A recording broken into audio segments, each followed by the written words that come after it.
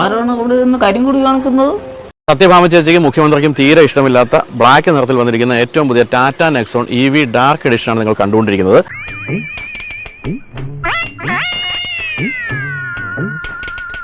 Nexon ഇവിടെ ഏറ്റവും കൂടിയ റേഞ്ചുള്ള 456 കിലോമീറ്റർ റേഞ്ച് കിട്ടുന്ന ആ ഒരു വേരിയന്റിൽ മാത്രമാണ് ഈ ഒരു പുതിയ ഡാർക്ക് എഡിഷൻ വന്നിരിക്കുന്നത്. പേര് സൂചിപ്പിക്കുന്ന പോലെ ഫുൾ ബ്ലാക്ക് ആണ് എന്നുള്ളതാണ് ഈ ഒരു എഡിഷന്റെ പ്രത്യേകത. അതുകൊണ്ട് തന്നെ മോഹിനിയാട്ടൊന്നും കളിക്കാൻ പോകാൻ പറ്റില്ല ഈ പാവപ്പെട്ട വാഹനത്തിന്.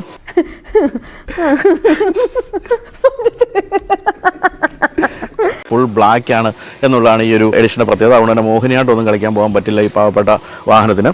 ഇവിടെ എന്നെ പോലെ ആത്മാർത്ഥതയുള്ള ഒരു കലാകാരന് മാനമര്യാദയ്ക്ക് ജീവിക്കാൻ ഒക്കത്തില്ലെന്ന് ഇന്നെനിക്ക് മനസ്സിലായി. മാനമര്യാദ കല ഇതൊക്കെ എനക്കെന്താണോ ബന്ധോ? എന്തായാലും ഫുൾ ബ്ലാക്കിന്റെ ഭംഗി തീർച്ചയായിട്ടും ഉണ്ട്. ഇന്റീരിയറിലും എക്സ്റ്റീരിയറിലും ഫുൾ ബ്ലാക്ക് ആണ് കൊടുത്തിരിക്കുന്നത്.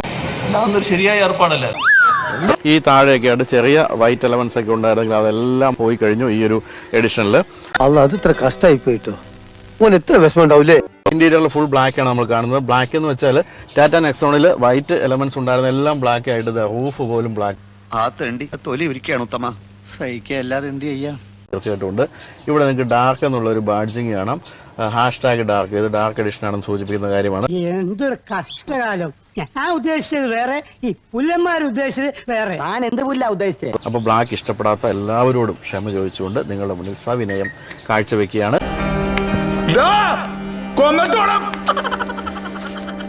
ഇപ്പോഴത്തെ വേദന കണക്കിലെടുക്കണ്ട.